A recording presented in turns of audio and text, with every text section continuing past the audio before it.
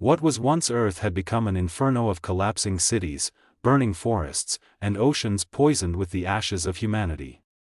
The invaders came without warning, descending from the void like gods of destruction. Their ships blackened the sky, their weapons tore through the strongest defenses mankind had built. Within days, they had turned the world into a graveyard. The Zelther, an advanced alien race, had declared Earth theirs. They had no use for negotiations, no interest in diplomacy. They viewed humans as nothing more than pests to be eradicated. And so, they did, but they made one fatal mistake. They left survivors, and among them was Ethan Cole. Chapter 1, A World in Ruins. Ethan had watched everything he loved turn to dust. His parents, his little sister, his hometown, gone in an instant. He had been a soldier once, but no training could have prepared him for this. The world's armies had fought back, but against the Zelther's superior technology, it was like throwing pebbles at a storm. The remnants of humanity had been forced underground, hiding in the shadows of the ruins that were once their cities. They scavenged for food, whispered prayers to a god who no longer answered, and clung to a hope that was slowly dying, but Ethan wasn't ready to accept defeat. He had seen too much, lost too much. And there was one thing the Zelther didn't understand: humans were at their most dangerous when they had nothing left to lose. Chapter 2, The spark of resistance. Deep beneath the ruins of New York City, a resistance was forming. A handful of soldiers, engineers, and scientists who refused to surrender. They called themselves the Last Sons, because they were all that remained of humanity's warriors, and Ethan became their leader. For months, they studied the Zelther. They scavenged fallen ships, learned how their weapons worked, and repurposed alien technology into something humanity could use. But one discovery changed everything. They found Project Revenant, a secret military prototype buried in an underground bunker. A weapon never tested, never finished, but now, it was their last hope. It was a war mech, unlike anything humanity had ever built.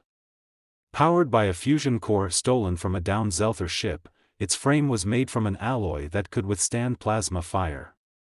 The weapon systems were state-of-the-art, capable of devastating destruction, and only one man could pilot it. Ethan. It wasn't just about revenge. It wasn't just about war. It was about sending a message to the invaders who had stolen their home. "You destroyed our world," Ethan whispered as he climbed into the cockpit. His voice was calm, steady. But his eyes burned with fury. "Now it's our turn."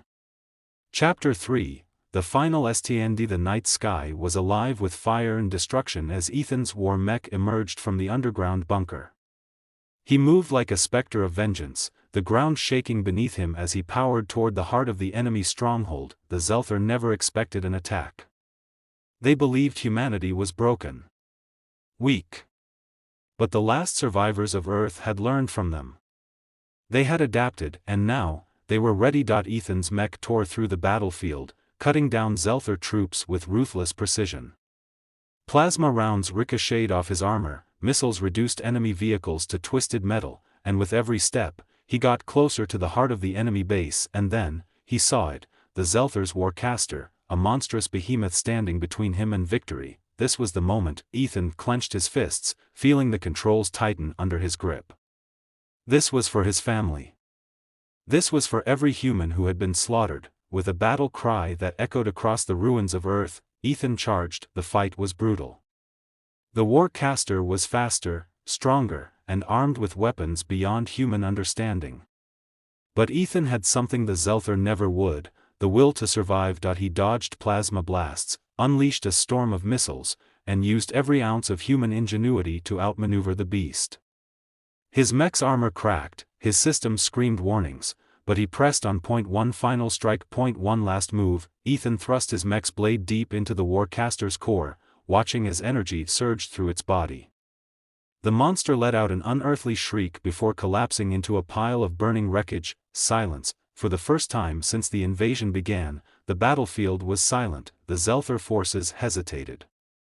They watched as their greatest weapon fell to a human, and then, they ran. Chapter 4, Hope rises from the ashes. The war wasn't over. The Zelther still had fleets, still had numbers. But now, they had something else, fear. For the first time, they realized what humanity was capable of. They had mocked Earth's strength. They had laughed at humanity's weapons, but now, they knew the truth: humans were survivors. The last sons took back more ground that night than they had in months. Resistance forces across the world rose up, emboldened by Ethan's victory. The war had shifted, and the Zelther were no longer the hunters, they were the hunted. And as Ethan stepped out of his war mech, bloodied but victorious, he looked up at the burning sky and whispered, "This is just the beginning." This story is built with a high-stakes emotional arc, thrilling battle sequences, and a satisfying resolution that leaves room for more. Let me know if you want any changes.